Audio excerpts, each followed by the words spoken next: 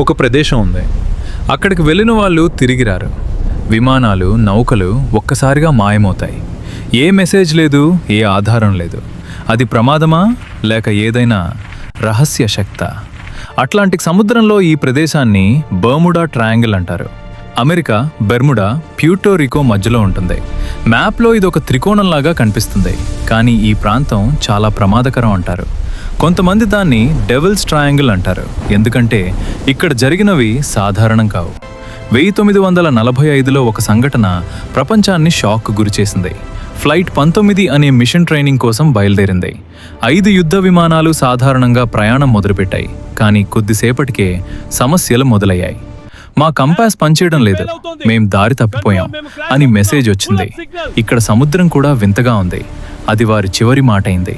ఆ తర్వాత ఆ 5 విమానాలు పూర్తిగా మాయమయ్యాయి. 14 మంది పైలట్లు ఎప్పటికీ తిరిగి రాలేదు.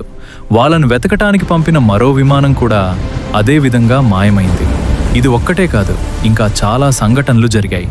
1918లో యుఎస్ఎస్ సైక్లాప్స్ అనే భారీ నౌక ప్రయాణం మొదలుపెట్టింది. ఆ నౌకలో 300 మంది ఉన్నారు. అది చాలా పెద్దది.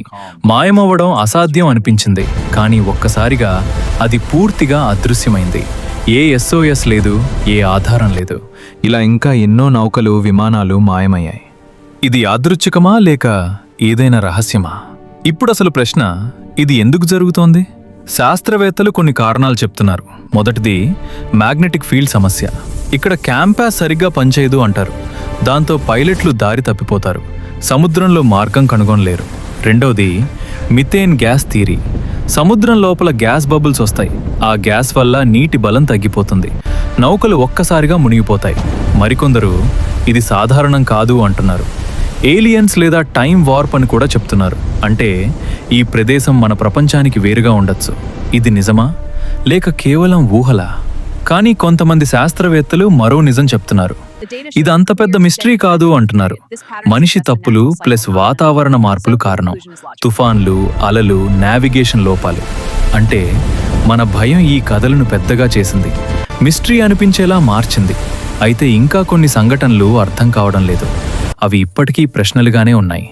బర్ముడా ట్రయాంగిల్ నిజంగా ప్రమాదకరమా లేక మన ఊహలే దీనిని భయంకరంగా చేశాయా? మీరేననుకుంటున్నారు? నిజమా లేక అపోహ?